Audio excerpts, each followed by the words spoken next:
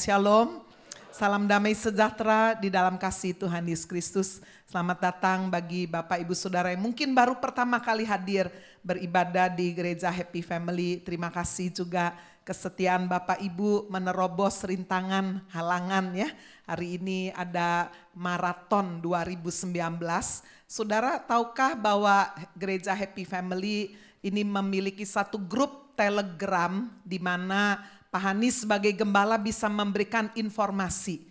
Ya, jadi bagi Bapak Ibu yang belum punya program ini bisa ambil ya dari App Store, ambil gratis kok, sudah nggak bayar ya, Telegram. Lalu kemudian saudara follow Happy Family Center Church. Ya, sehingga kalau ada pengumuman-pengumuman seperti hari ini, saudara bisa mendapatkan. Contohnya pengumuman ini diberikan beberapa hari yang lalu. Shalom Bapak Ibu, pihak gereja telah menghubungi kepolisian untuk menanyakan cara menuju ke gereja. Dari pihak kepolisian dinyatakan bahwa jalan Basuki Rahmat menuju Embong Sawo akan diizinkan. Juga dari Panglima Sudirman ke Embong Sawo juga akan diberi akses ke gereja. Himbauan saya, bila jemaat izin lewat ke polisi, harap berbicara dengan sopan dan ramah, itu kuncinya. Terima kasih, Tuhan memberkati gembala. Dengan demikian saudara bisa nggak bingung, masa nggak ke gereja ya.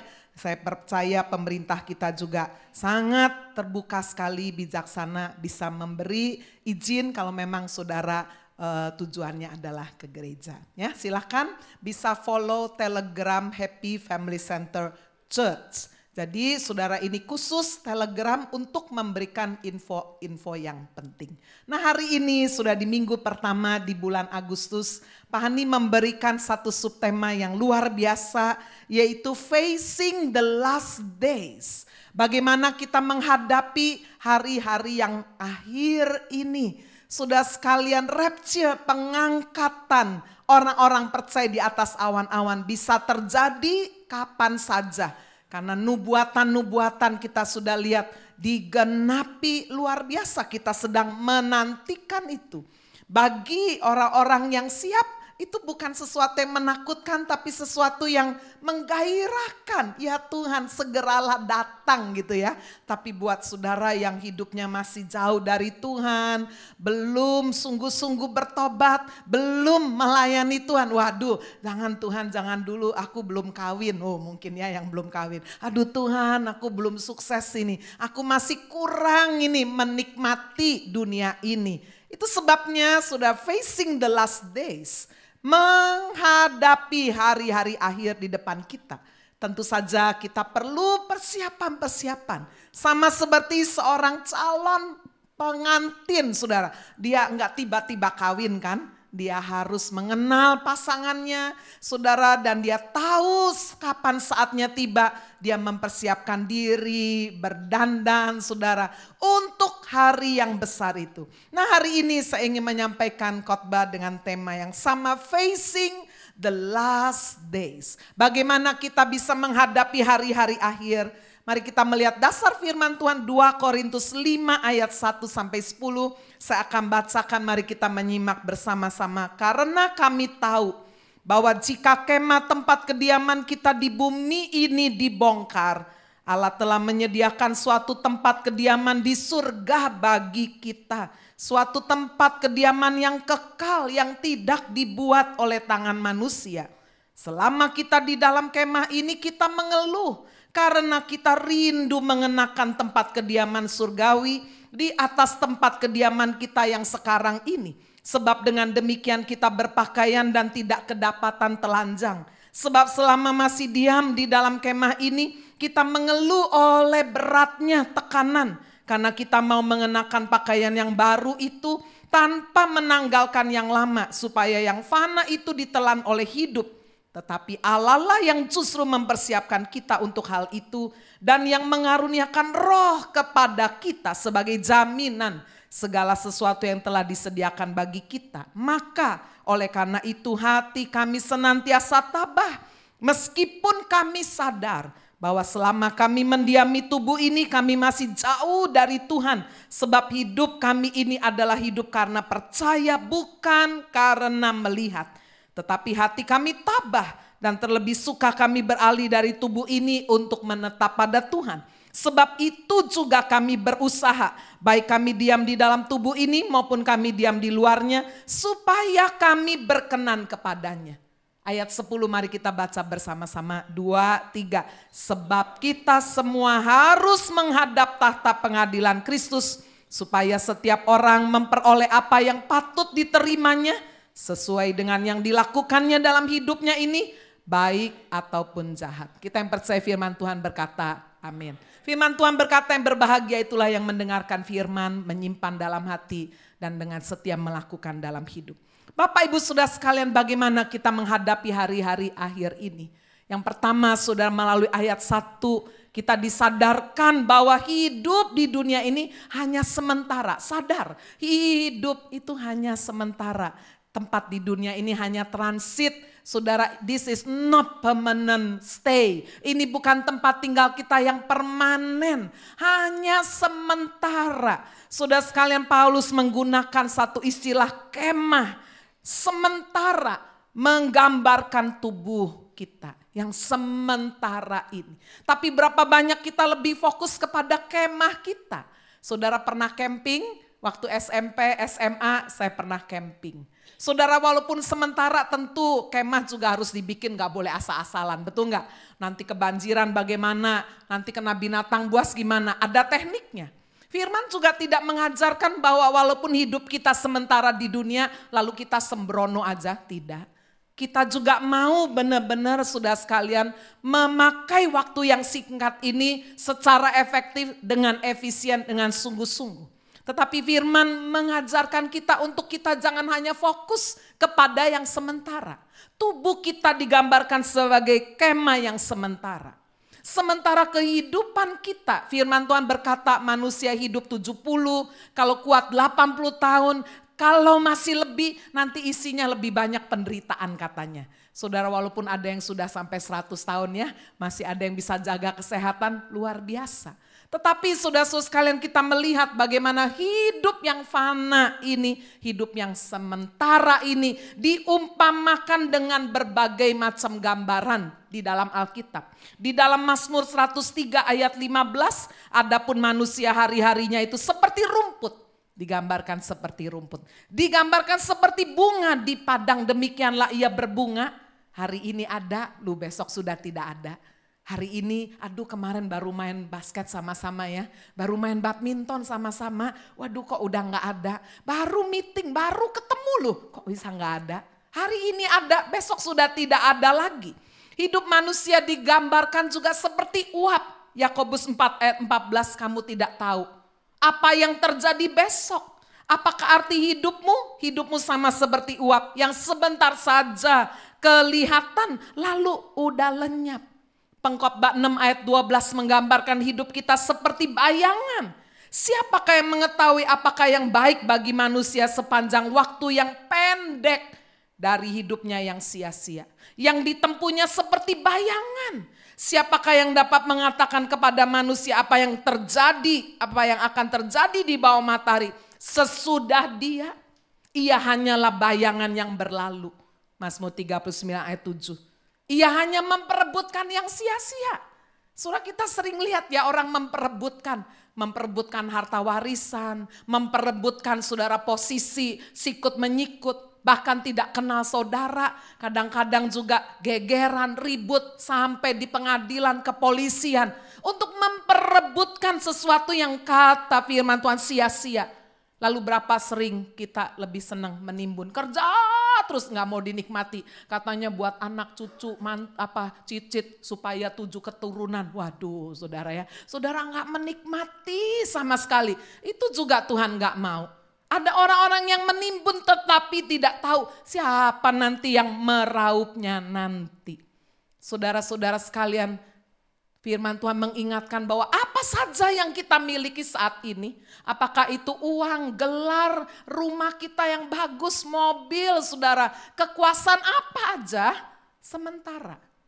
Firman Tuhan bahkan mengajari kita untuk melihat semuanya itu sebagai pinjaman 1 Korintus 7 ayat 30b 31. Dan orang-orang yang membeli seolah-olah tidak memiliki apa yang mereka beli.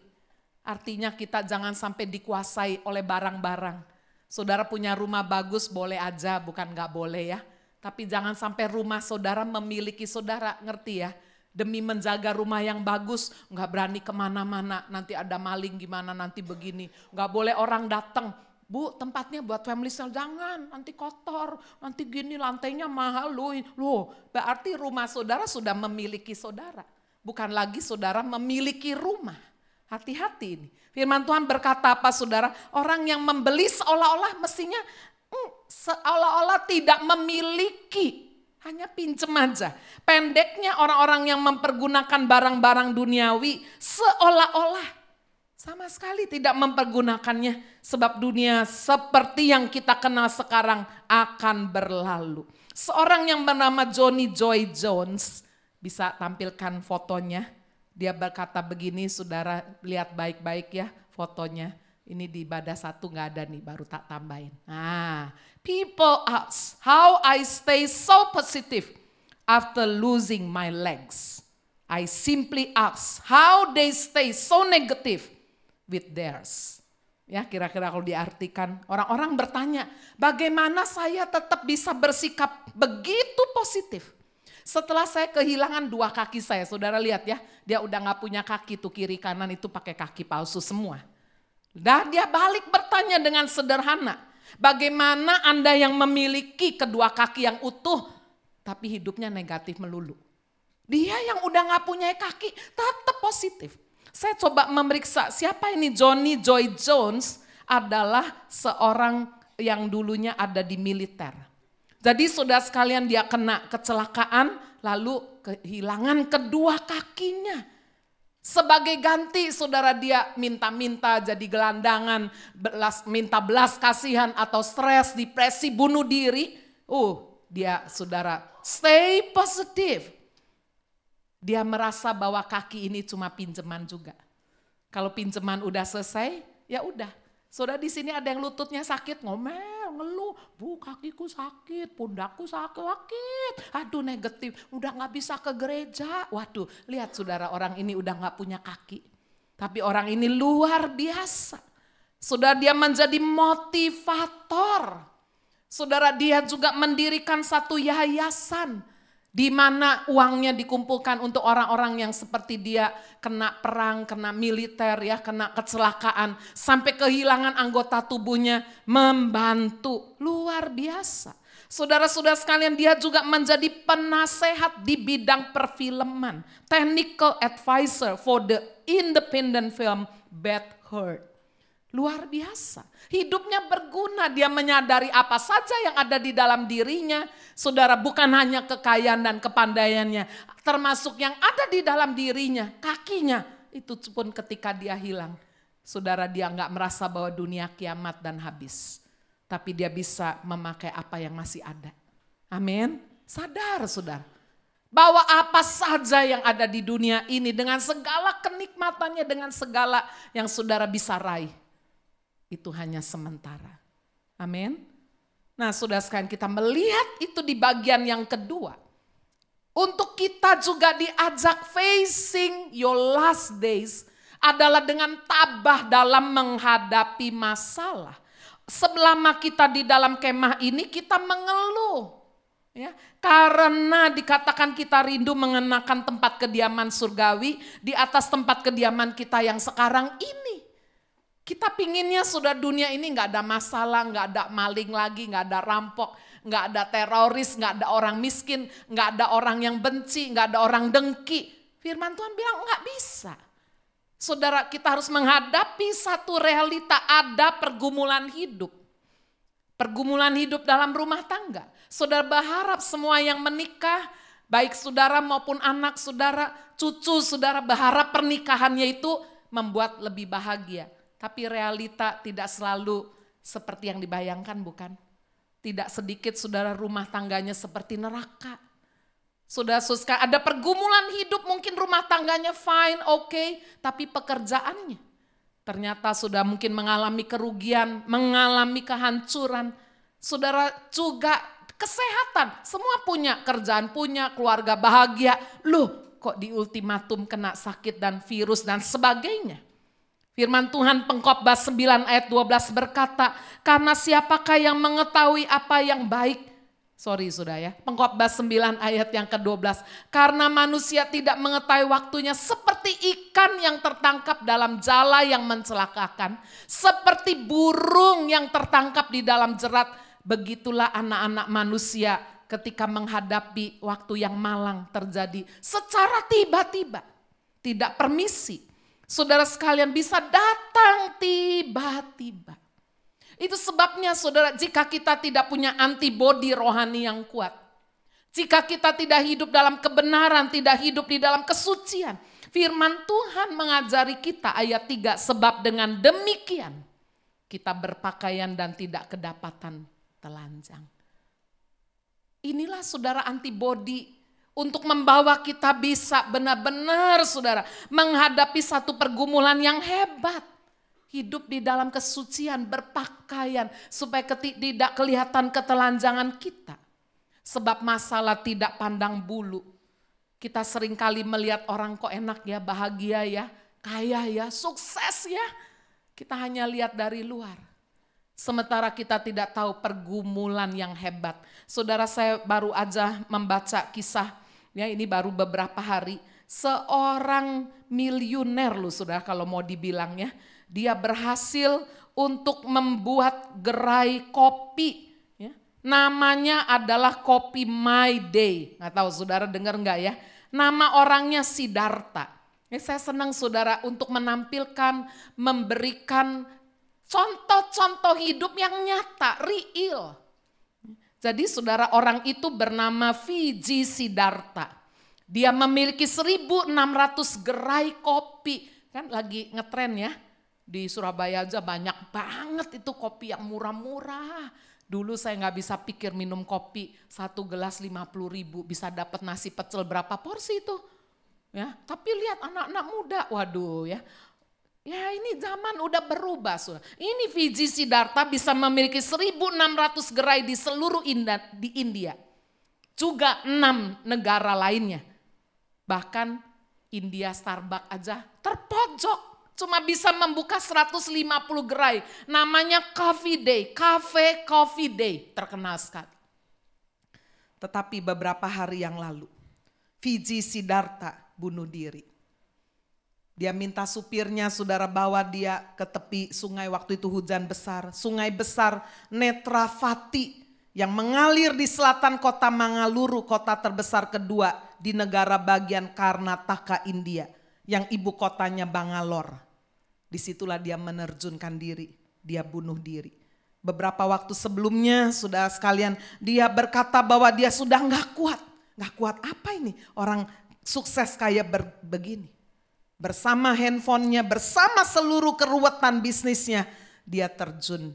Mungkin kalau saudara bukan bisnismen kayak saya gak ngerti pusing apa ya punya 1.600 gerai. Tapi kalau saya baca mungkin saudara dia harus keluarkan uang cash ya. Tutup lubang, gali lubang, belum lagi ada perusahaan urusan petugas pajak, kena denda, waduh 1.600 gerai. Berapa banyak itu dia pusing sudah, dia sepertinya tidak melihat jalan keluar.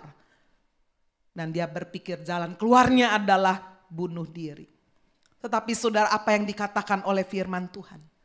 Saudara-saudara sekalian, untuk ketika kita menghadapi hidup yang sementara, yang tidak bebas dari persoalan hidup, firman Tuhan mengajari kita untuk tabah menghadapi masalah. Amin. Tabah. Mengapa saudara? 1 Korintus pasal yang ke-10 ayat 13. Sebelum itu coba kita periksa dulu arti tabah. Ditulis 2 kali saudara di ayat 6, maka oleh karena itu hati kami senantiasa tabah. Meskipun kami sadar bahwa selama kami mendiami tubuh ini, kami masih jauh dari Tuhan. Tulis lagi ayat 8. Tetapi hati kami tabah. Dan terlebih suka kami beralih dari tubuh ini untuk menetap pada Tuhan. Ini pergumulan Paulus. Pergumulan Paulus mungkin bukan soal bayar utang, bukan. Tapi saudara, banyak tantangan dia memberitakan Injil. Dia sering disiksa, dirajam batu, naik kapal-kapalnya karam. Dia harus terpaksa puasa bukan karena niat puasa, tapi karena gak ada yang dimakan. Saudara, itu sebabnya dia berkata, aku harus tabah. Lebih suka aku cepat-cepat beralih dari tubuh ini untuk menetap pada Tuhan. Saya baca saudara dalam bahasa asli perjanjian baru ditulis dalam bahasa Greek, Yunani. Saya senang sekali tadi ada anak-anak HFS harus dapat tugas kan, khotbahnya apa. Temennya bilang bukan Ibrani loh, Yunani. Oh ya lumayan sudah ya, itu jadi sangu juga mereka bisa belajar. Oh Yunani ya, apa bedanya? Beda. Ibrani itu Alkitab perjanjian lama, Yunani itu perjanjian baru. Oh, ini obrolannya anak SD, saudara. Ya, yang dapat tugas saya kan harus tanda tangan. Ini bahasa Greek, bahasa Yunani. Kata taba memakai kata tareo. Artinya apa? Have courage. Sudah menghadapi pergumulan masalah, berani. Ya, sudah hadapi artinya. Jangan melarikan diri dari masalah. Orang yang melarikan dari masalah buktinya apa? Narkoba. Aduh udah gak kuat. Narkoba. Ya, ada masalah dalam hidup rumah tangga ruwet. Anak mungkin menghadapi konflik dengan orang tua. Daripada gitu narkoba. Nah ini namanya tidak punya tareo. Tidak punya courage. Bapak-bapak punya masalah kerjaan atau masalah rumah tangga ataupun yang lain, udah clubbing aja, gedek-gedek aja, mabok-mabok aja. Nah ini namanya tidak berani menghadapi masalah. Hadapi masalah. Saudara nggak berani check up, itu termasuk nggak punya ketabahan. Pak Bu nggak check up, takut nanti kalau ketahuan. Loh ketahuan kan tambah baik diobati. Iya itu orang desa aja nggak pernah. Oh iya orang desa itu tiba-tiba mati saudara. Tuhan mau kita punya tareo, have courage. Ada masalah, berani menghadapi. Arti lain adalah be full of hope and confidence. Punya pengharapan itu penuh dan punya keyakinan. Amin. Pasti ada jalan keluar. Ini sudah yang dijanjikan firman. Ini kata tabatareo ini luar biasa. Pasti ada jalan keluar. 1 Korintus 10 ayat 13. Firman Tuhan mengajari kita pencobaan yang kita alami itu pencobaan yang biasa. Kenapa disebut biasa? Sebab Tuhan kita Tuhan yang luar biasa. Amin. Tidak akan dia janji melebihi kekuatan kita. Sebab Allah itu setia dan karena itu ia tidak akan membiarkan kamu dicobai melampaui kekuatanmu. Saudara di sini orang tua punya anak yang masih kecil. Masa kalau mama pergi ke supermarket, anaknya yang masih kecil saudara 5 tahun disuruh bawa beras yang 5 kilo. Enggak mungkin kan? Enggak sangat tidak bijaksana. Saudara Bapa kita di surga itu seperti orang tua tahu. Ini enggak kuat ini. Saudara dia akan menggendong kita. Allah setia karena itu ia tidak akan membiarkan kamu dicobai melampaui kekuatanmu. Tetapi jika kita harus melewati cobaan itu, ia akan memberikan kepadamu jalan keluar. Amin. Jalan keluar. Sehingga kamu dapat menanggungnya. Dan saudara Tuhan sering bekerja melalui penderitaan, melalui ketidakmampuan, melalui masalah kita itu dia sedang memproses, membuat kita jadi rendah hati. Orang kalau nggak pernah alami masalah, sombongnya minta ampun. Bisanya menghakimi orang. Betul nggak sudah? Tapi kalau kita itu pernah mengalami proses hidup kita itu punya simpati, bahkan kita punya empati. Coba kita lihat 2 Korintus pasal 4 ayat yang ke-17. Sebab penderitaan ringan. Ya tadi pencobaan biasa ini disebut penderitaan ringan yang sekarang ini mengerjakan bagi kami kemuliaan kekal yang melebihi segala-galanya. Jauh lebih besar daripada penderitaan kami. Amin saudara. Itu sebabnya facing the last days. Tuhan mau saudara benar-benar tabah. Tabah hadapi masalah. Saudara sekalian studi terhadap 300 pemimpin kelas dunia. Termasuk nama-nama yang saudara mungkin kenal. Franklin Franklin D. Roosevelt, Sir Winston Churchill, Helen Keller, Bunda Teresa, Dr. Albert Schweitzer, Martin Luther King Jr. Ternyata sudah 25% dari pemimpin kelas dunia, mereka itu punya cacat fisik. Ada cacat bawaan, ada yang jantung bocor, sudah ada yang tulang punggungnya itu enggak normal, macam-macam. Cacat fisik yang serius. 50% lainnya mengalami tindak kekerasan di masa kanak-kanaknya. Hidupnya susah, kecil dipukulin, ada yang mengalami di-abuse, pelecehan, atau dibesarkan dalam kemiskinan yang luar biasa. Benar kata firman Tuhan, penderitaan ringan itu bisa mengerjakan di dalam kehidupan kita satu kemuliaan. Amin, saudara. Itu sebabnya firman Tuhan memberi kita encouragement, memberikan kepada kita semangat untuk kita tidak gampang goyah, putus asa, mundur, kecewa. Ya. Setelah kita sungguh-sungguh percaya, itulah yang ketiga, saudara. Bagian yang ketiga, percaya jaminan roh. Ayat 5 menulis ini, tetapi Allah lah yang justru mempersiapkan kita untuk hal itu dan yang mengaruniakan roh kepada kita. Sebagai jaminan, sebagai garansi. Yang menjamin sudah bukan perkataan pendeta. Saudara kalau menjamin orang hati-hati ya. Jangan jaminin, udah pinjam uang pakai nama saya, pakai kredit card saya. Loh besok-besok orangnya yang udah didapat uangnya pakai nama saudara, lari gimana? Saudara gak bisa bilang sama bank begini, loh uang yang gak saya pakai kok, itu uang yang pakai teman saya. Ya tapi ini namanya yuk kredit card yuk, namanya saudara menjamin. Firman Tuhan gak mengajarkan kita untuk saudara menjadi penjamin. Setuju? Ya. Tetapi saudara, Allah ini memberikan jaminan untuk kita percaya kepadanya 100% bahwa kita akan menerima hidup yang kekal, tidak ada kesengsaraan sama sekali. Jaminannya apa? Roh Kudus. Roh Kudus menjadi jaminan.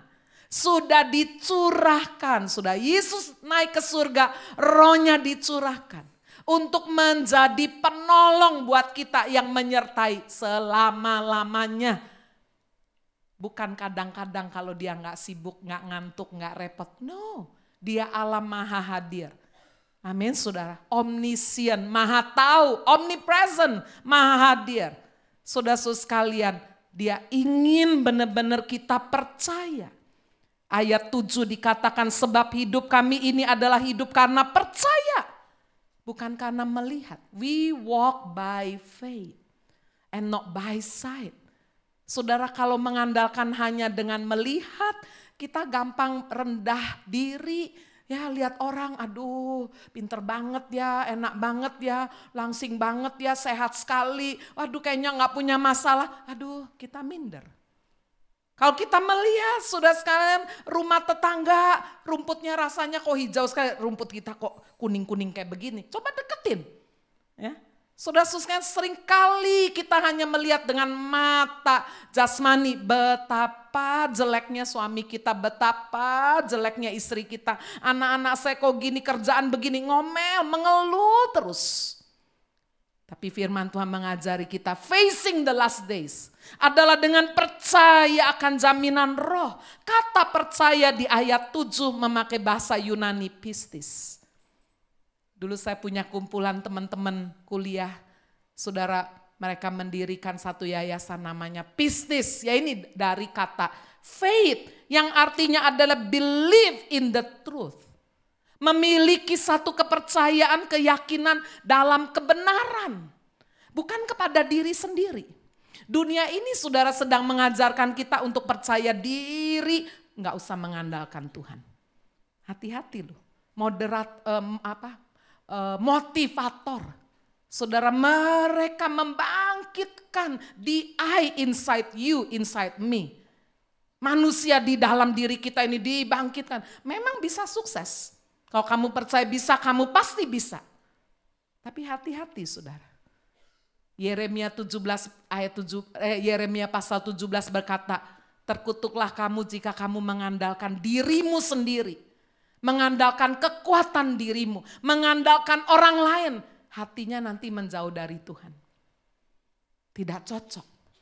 Tuhan mau sudah percaya diri kita diperoleh karena kita mengandalkan Tuhan. Amin. Believe in the truth. Percaya kepada kebenaran yang adalah Kristus, Yohanes 14 ayat 6. Percaya kepada kebenaran yang adalah firman Tuhan, Yohanes 17 ayat 17. Bagaimana saudara bisa meningkatkan iman percaya saudara kalau baca Alkitab aja nggak pernah? Kalau baca Alkitab aja jarang-jarang.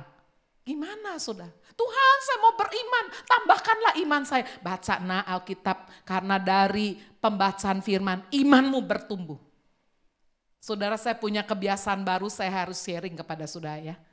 Umur tidak tambah muda, tambah tua, betul nggak? Kalau ada yang punya keadaan seperti saya dulu tidur tuh gampang sekali. Tapi setelah umur 50 ke atas, kalau jam ngantuknya udah hilang belum tidur, itu nggak bisa tidur. Ada yang seperti saya? Hah? Oh nggak ada ya? Waduh, ada? Oh ada. Sudah kalau nggak bisa tidur gimana? Klepak, bingung, ngomel, bangunin suami. Enggak. Saya punya tuh kebiasaan baru. Dalam 1 minggu bisa 2, bisa 3 kali. Ya. Apa yang saya lakukan? Ya saya bangun. Nggak bisa tidur daripada klepak-klepak. Saya doa. Habis doa apa? Ya, suami lagi tidur masa dibangunin. Saya ambil earphone lah. Saya buka YouTube, dengerin firman, dengerin kesaksian. Waduh, denger. Mungkin udah 2, kadang dia jam 3. Berarti saya nggak tidur tuh. Tapi ini ya, inside me is alive. Betul nggak, Saudara? Ya, kadang udah tidur ininya masih bunyi. Ya, saya matiin dah. Saudara, saya pakai segala macam cara. Daripada saya ngomel, bingung. Bangun, fresh. Hani bilang, gak bisa tidur ya kemarin? Iya. Apa, ngantuk? Enggak, fresh. Amin, saudara. Karena apa? Pikiran saya diatur.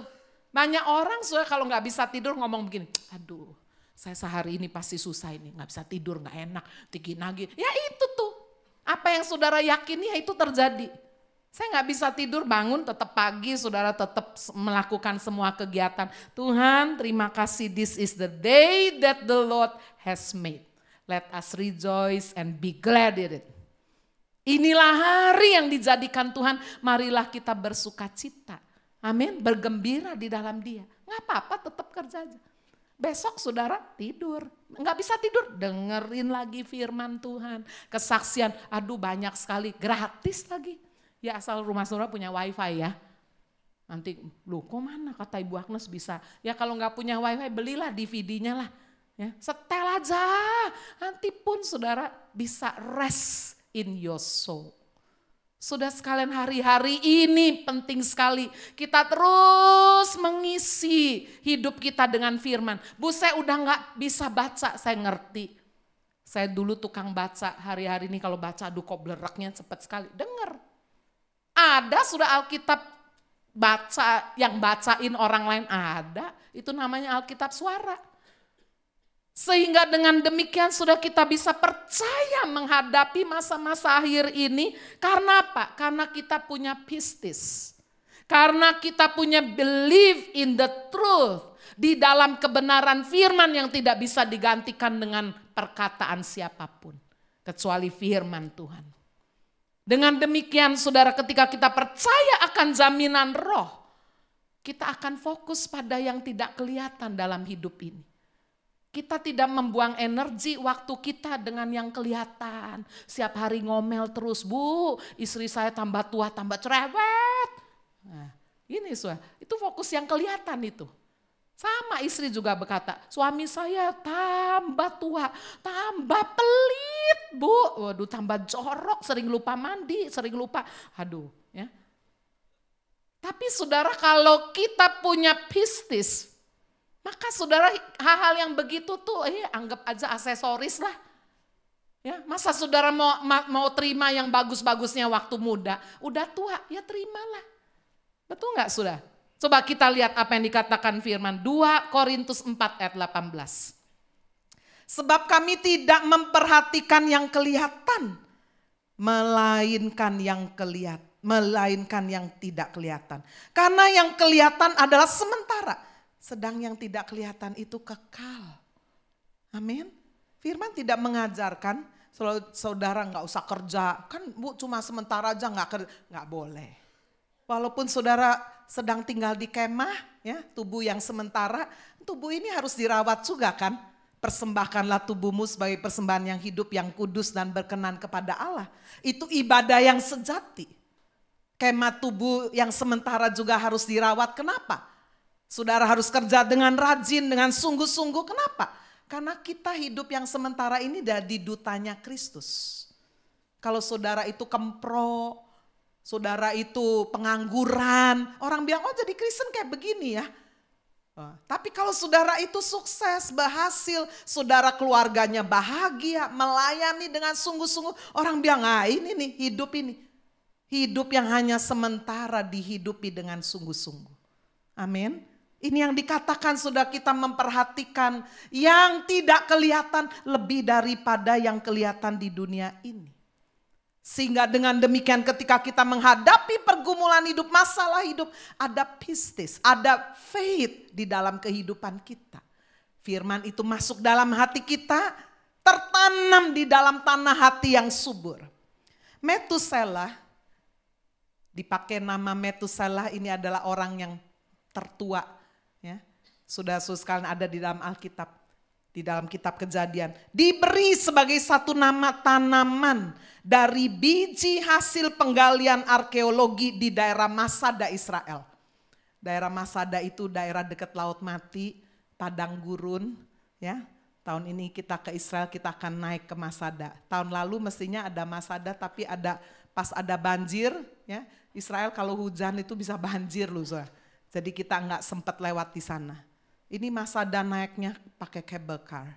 Itu satu istana yang dibangun oleh Raja Herodes zaman dulu. Istana musim panasnya, dia pergi ke situ, bangun semuanya luar biasa sekali.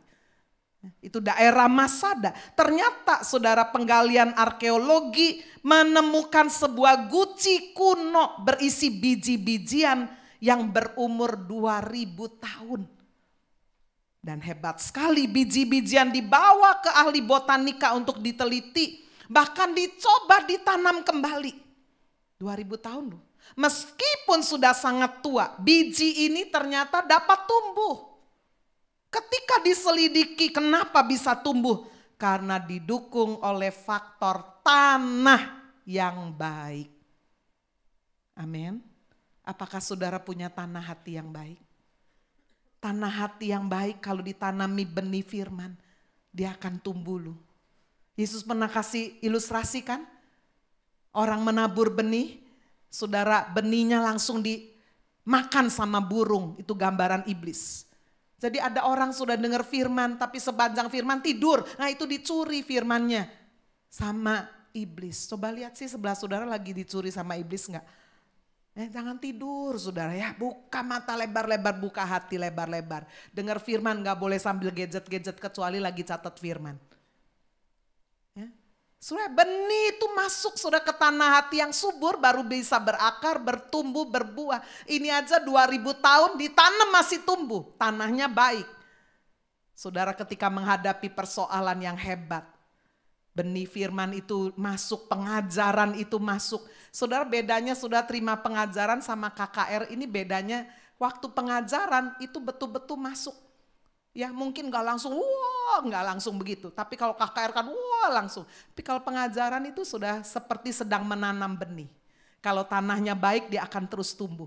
Satu kali ketika masalah datang, saudara tidak goyah. Karena itu sudah berakar sangat kuat sekali.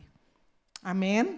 Semua itu saudara kita lakukan bagian terakhir. Untuk kita siap hadapi tahta pengadilan. Mari kita membaca ayat 10. Sebab kita semua harus menghadap tahta pengadilan Kristus. Supaya setiap orang memperoleh apa yang patut diterimanya. Sesuai dengan yang dilakukannya dalam hidupnya ini baik ataupun jahat. Saudara, setelah kita menyadari bahwa hidup kita ini sementara, tubuh kita juga cuma sementara. Saudara yang bongkok, ini lutut sakit, aduh kalau udah bersama Tuhan, tubuh saudara diganti, gak ada yang sakit lagi. Gak ada yang cacat, tubuhnya kemuliaan. Amin. Saudara, ketika kita menghadapi pergumulan dalam hidup, mari kita hadapi dengan tabah. Mari kita hadapi dengan percaya, jaminan Roh Kudus. Roh Kudus menjadi jaminan, down payment, sampai kita bisa menerima kehidupan yang kekal secara utuh dan sempurna. Untuk apa? Untuk kita boleh satu kali siap menghadapi tahta pengadilan. Bagaimana kita menyiapkannya? Sekarang. Sekarang, ujiannya sekarang. Bukan nanti di sana. Di sana nggak ada remedi, nggak ada hair, nggak ngulang lagi, nggak boleh menyesal, nggak ada. Di sana itu hasil. Coba kita membaca ayat 9 2 Korintus pasal 5. Sebab itu juga kami berusaha. Baik kami diam di dalam tubuh ini maupun kami diam di luarnya, supaya kami berkenan kepadanya. Inilah saudara hal yang kita lakukan sementara kita facing the last days. Berusaha hidup berkenan kepadanya. Saudara, untuk kita menerima Yesus dan terima kehidupan yang kekal, nggak ada usaha dari kita, nggak ada saudara, kebaikan kita yang bisa menyelamatkan, nggak ada. Semuanya karena anugerah, kasih karunia. Yesus melakukannya di atas kayu salib, bahkan dia berkata sudah selesai. Amin. Satu-satunya bagian kita cuma apa? Iya Tuhan, saya percaya Tuhan. Cuma itu. Nggak ada bagian kita, kuasa salib Kristus plus, nggak ada. Only Jesus Cross. Hanya salib Yesus, itu yang menyelamatkan kita. Tapi setelah kita menerima Yesus, maka saudara, untuk kita menjalankan hidup kudus, hidup berkenan, saudara harus melakukan bagian saudara. Amin. Ini yang kata firman Tuhan di ayat 9. Kita berusaha, baik di dalam tubuh ini, di luarnya. Ya, kadang-kadang Rasul Paulus kan dibawa ke surga juga, ke langit yang ketiga katanya. Kami mau hidup berkenan kepadanya, berusaha hidup berkenan. Saudara, hidup kekudusan, hidup benar, ngomong benar, enggak gosip, enggak ngomong kotor, pikiran enggak kotor. Itu saudara enggak otomatis, saudara harus mengusahakannya. Satu kali saudara ada yang datang sama Pak Hani. Semoga orangnya enggak ada di sini ya, saya enggak tahu juga sih. Pak Hani, saya buka YouTube Happy Family Center Pak Hani, Bu Agnes khotbah. Kok ada porno-porno sih? Jangan gitulah Pak. Loh Bu, saya gimana? Saya buka YouTube-nya Happy Family Center, lu di bawah-bawahnya lu porno. Lu tahu ya? Terus Bapak tanya, Bu sorry ya. Ibu punya suami? Punya. Itu handphonenya ibu apa handphonenya Bapak? Handphone suami Pak. Lu tahu ya? Apa yang paling sering dibuka itu muncul di YouTube. Jadi bukan Happy Family yang mengeluarkan porno, tapi suaminya sering lihat-lihat porno, ya itu muncul terus. Loh, betul nggak? Istrinya sampai malu, aduh Pak, aduh tuh nggak tahu. Tak kirain Happy Family itu mendekatkan sama porno-porno.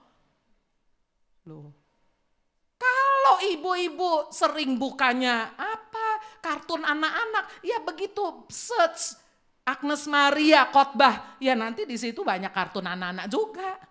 Paham ya? Apa yang saudara buka YouTube itu bisa baca. Makanya jangan main-main.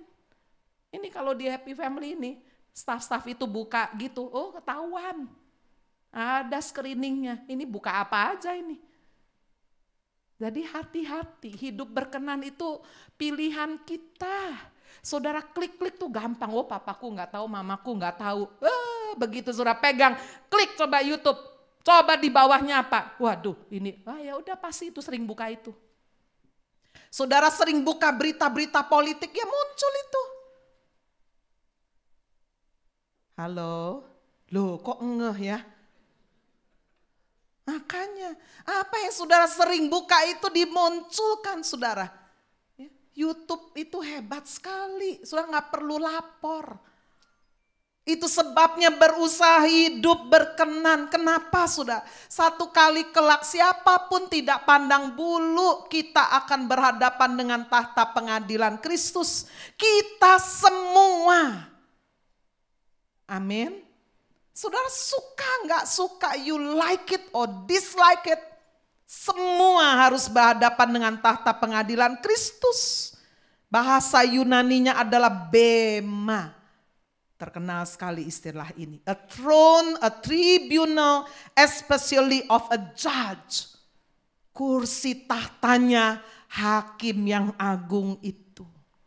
Bagi kita yang sudah menerima Yesus, kita akan berhadapan dengan tahta pengadilan Kristus. Bukan lagi sudah dipilih apakah kamu masuk surga atau neraka. No. Bagi kita yang sudah percaya Yesus, saudara beriman kepada Kristus, mengaku dengan mulut, percaya dalam hati kita, pasti diselamatkan. Amin.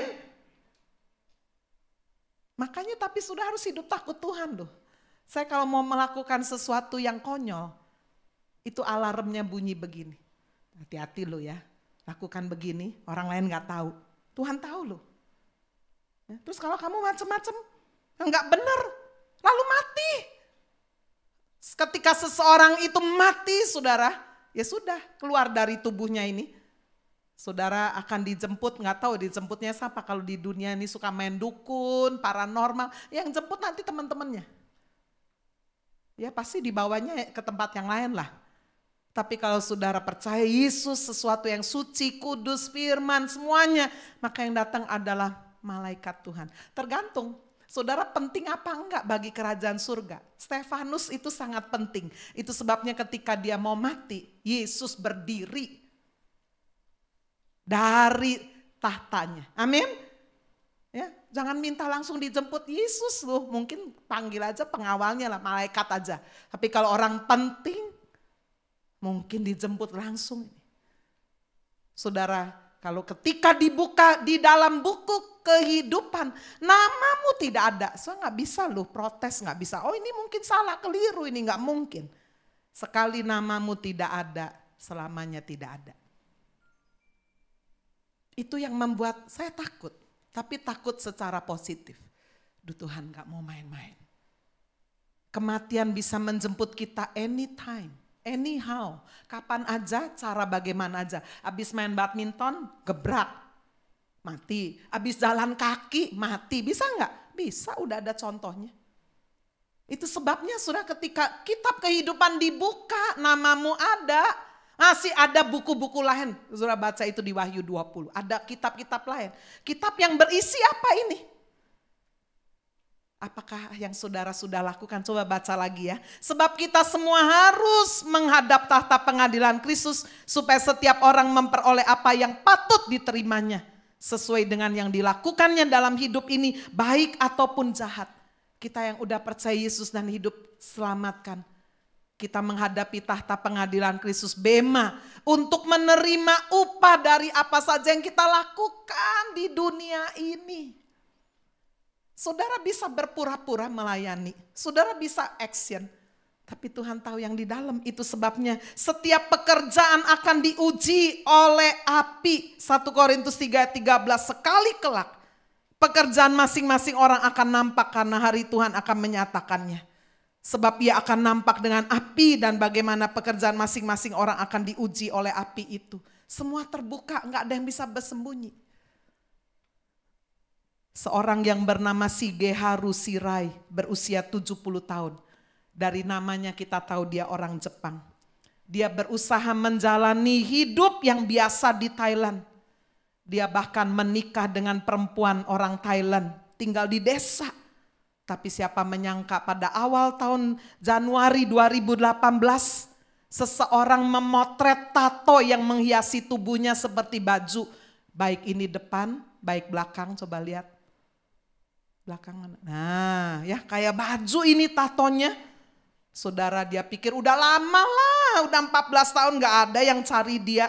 Melalui foto tato viral itu penyamarannya terungkap. Ternyata dia adalah seorang bos Yakuza. Mafia Jepang yang telah buron selama 14 tahun karena terlibat tindakan kriminal. Kemudian dia pun ditangkap kepolisian Thailand, dipulangkan ke Jepang untuk mempertanggungjawabkan perbuatannya. Bukti dia yakuza satu lagi, lihat. Jari kelingking kirinya dipotong. Semua orang anggota yakuza nggak punya jari kelingking kiri karena dipotong. Saudara, cerita ini menggambarkan apa? Sepandai-pandainya lah orang menutup-nutupi.